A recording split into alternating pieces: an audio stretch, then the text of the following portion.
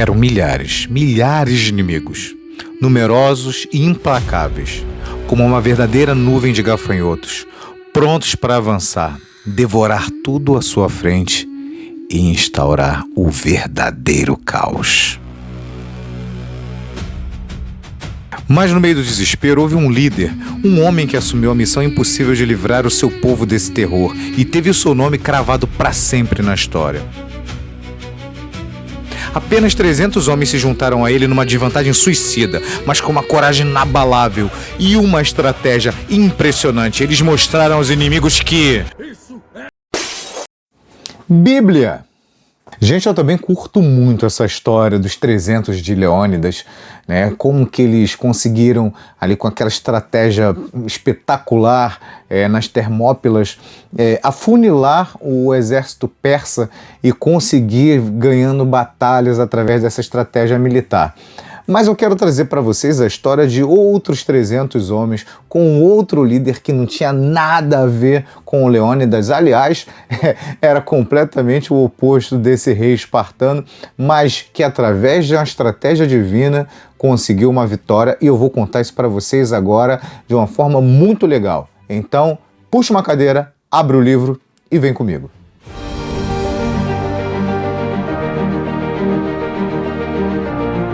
Antes de qualquer coisa, eu quero agradecer você que já se inscreveu no canal, que já deixou seu comentário, já deixou seu like. Olha, isso está fortalecendo muito, porque o canal começou a crescer. E eu preciso de você que ainda não se inscreveu, ainda não deixou seu like, ainda não comentou nada. Tem outros vídeos aí no canal, então olha, já deixa seu like, já se inscreve no canal, já ativa o sininho para não me perder de vista, não perder esse conteúdo. E fica comigo até o final do vídeo, porque a verdadeira razão de por que Deus fez com que Israel vencesse com apenas 300 homens vai mudar completamente a forma como você enxerga as suas próprias batalhas. Gente, para poder contextualizar vocês, vamos lá, num resumo bem breve. No período dos juízes, Israel estava passando sufoco atrás de sufoco, mas era sempre um ciclo. Israel sofria uma opressão, clamava a Deus. Aí Deus levantava um juiz, eles eram libertos daquela opressão do povo inimigo, tinha um período de paz, vacilavam de novo e voltavam para a opressão. Então eles já estavam vivendo nisso já há bastante tempo. Dessa vez eles estavam sendo oprimidos pelos midianitas junto com os amalequitas e com os povos do Oriente, que eram outras nações, outros povos inimigos que se agregavam ali para azucrinar a vida de Israel. Os caras chegavam sempre ali no período da colheita, eles já sabiam quando seria esse período, então eles vinham realmente como gafanhotos, invadiam as cidades, saqueavam tudo, levavam toda a colheita, todo o trabalho de um ano inteiro, deixava o povo assim na miséria mesmo, sem ter o que comer e desolados. E era um povo que usava de uma tecnologia para aquela época muito grande. Só para vocês terem ideia, eles tinham camelos. A Bíblia fala que eram muitos camelos. E o camelo era muito melhor, a montaria muito melhor para atravessar desertos do que um cavalo, por exemplo. Então você vê como é que eles eram muito bem equipados. Quando Gideão é chamado para a missão, o anjo do Senhor aparece ali para ele, ele estava num lagar e estava malhando o trigo, debulhando o trigo ali.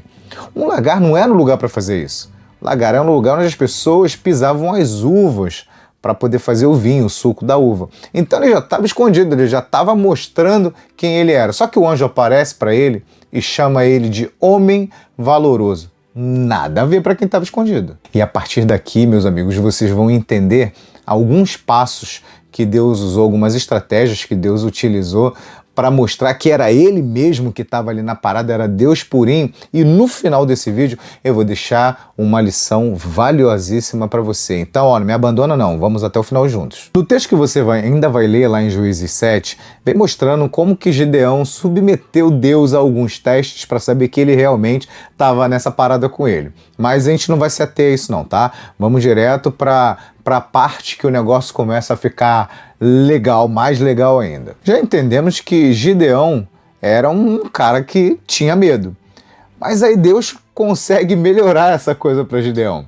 No exército ali de Israel existiam 32 mil homens. Só que do outro lado eram 135 mil inimigos. Então, imagina só, Gideão chegando e falando, ó, galera, nós somos 32 mil e nós vamos batalhar contra 135 mil. Contra quantos? É isso mesmo, 135 mil. Era uma proporção de 4 inimigos para cada soldado, para cada guerreiro de Israel. E aí existiu uma lei que está escrito lá em Deuteronômio, capítulo 20, versículo 8, que diz que quando um líder militar ele ia para a batalha, ele poderia dizer, passar uma peneira, né, e dizer para os liderados dele, ó, quem tiver com medo pode ir embora, porque senão vocês vão ficar aqui, vocês vão estragar tudo, vão desanimar a galera. Então quem tiver com medo, rala. Gideão fez uso disso. Aí, para ficar legal, 22 mil homens levantaram as mãos. Sobraram 10 mil. Aí, de repente, Gideão, que já estava numa proporção muito menor, tem que virar para aqueles 10 mil que sobraram e falar assim, então, galera, agora somos 10 mil contra 135 mil. Contra quantos? É isso mesmo. Aí ficou uma proporção de cerca de 13 soldados inimigos para cada israelita. O negócio começou a ficar legal, hein? Mas aí Deus resolve deixar a coisa muito mais interessante. Ele fala assim, Gideão, tem muita gente contigo ainda, hein? Tá legal não. Vamos fazer o seguinte, bota esse povo para beber água. A galera que abaixar e lamber a água igual o cachorro, tu pode dispensar.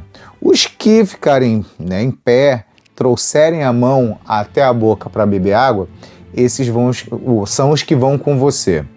Deus poderia ter dado qualquer outro sinal. Ô Gideão, olha só, tu vai ficar só com os carecas e quem tem cabelo tu manda embora. Mas aí ele daria a oportunidade de Gideão olhar com o seu olhar humano e ver, aquele ali é forte, aquele ali tem cara de brabo, aquele ali parece que tem uma mão maior, pode dar uma tapa na orelha do outro ali, vai me favorecer.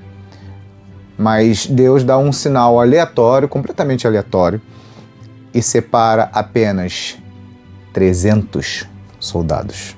Lembra lá dos 300 de Esparta? Que a gente imagina, né? Bom, irmão, os caras, Deus multiplicou, mandou um exército de anjos, e aí os caras ficaram bravos pra caramba, começaram a soltar o especial em cima da galera, e toma ali pedrada, e paulada, espadada e tal. Só que não foi nada disso.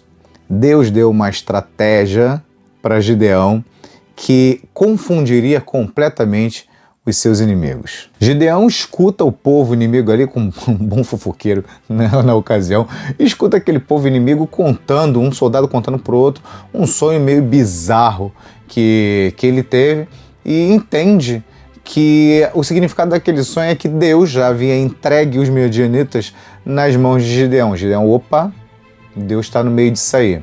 E aí ele recebe a estratégia que é a seguinte, olha, nós vamos rodear o arraial inimigo, 3 companhias, 100, 100, 100. Cada um com um cântaro, que era um vaso, né? Uma tocha dentro desse vaso, uma tocha na mão e uma trombeta. Então, quando o Gideão fala, ó, quando eu der a ordem, vocês vão fazer igualzinho a mim. Vocês vão tocar a trombeta, quebrar esse vaso no chão, esse cântaro, vão levantar as tochas e vão dizer, espada em nome do Senhor e de Gideão. O que aconteceu? Pensa só.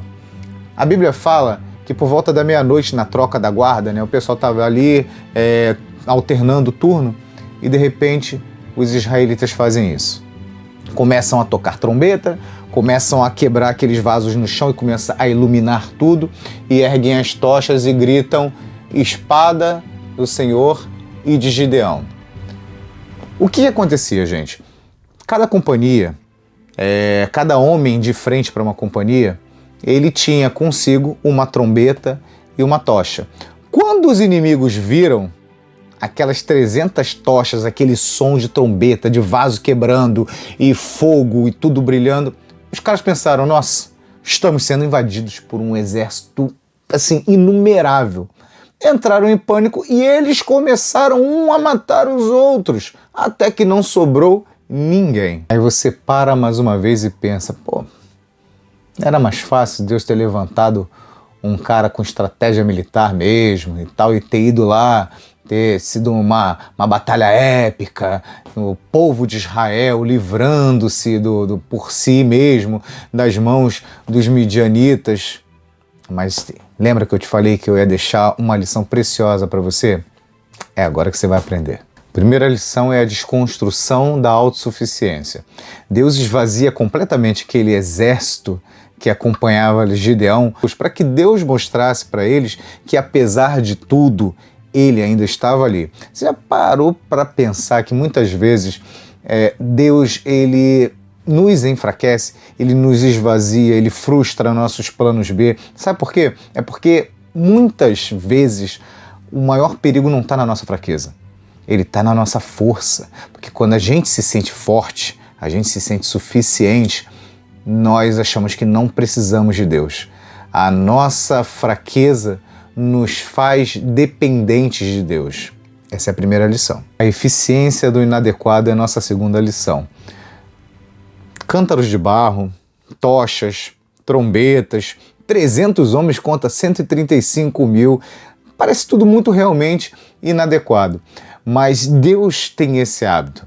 Deus tem o hábito de usar as coisas inadequadas, as coisas que parecem ineficientes, as coisas que parecem fracas, as coisas que parecem loucas, para no meio disso tudo manifestar a sua presença e manifestar a sua força e ali manifestar o seu milagre em nossas vidas. Você não precisa ter um baita currículo, um talento enorme para ser usado por Deus. Você só precisa estar à disposição. Todas as coisas cooperam para o bem daqueles que amam a Deus. Terceira lição, a glória é exclusivamente de Deus. A tática noturna, ela só funcionou porque os cântaros foram quebrados e a luz, o fogo que estava no seu interior começou a brilhar. Muitas vezes nós precisamos quebrar alguma coisa, seja o nosso orgulho, seja a nossa autossuficiência, seja a nossa incredulidade. Nós precisamos quebrar alguma coisa para que a luz de Deus ilumine. Enquanto o fogo está dentro do cântaro, não há vitória. Mas quando aquele cântaro, aquele vaso é quebrado e o fogo brilha na escuridão, aí sim se manifesta aquilo que de fato importa, que é a glória somente de Deus. E aí, curtiu o vídeo? Já deixa aqui o seu comentário. Qual o cântaro que você acha que você precisa quebrar para que a glória de Deus se manifeste na sua vida? Já se inscreve no canal, cara. Se inscreve logo, já ativa o sininho de notificações para você não perder mais nada. E vamos até a próxima página. Valeu? Fui!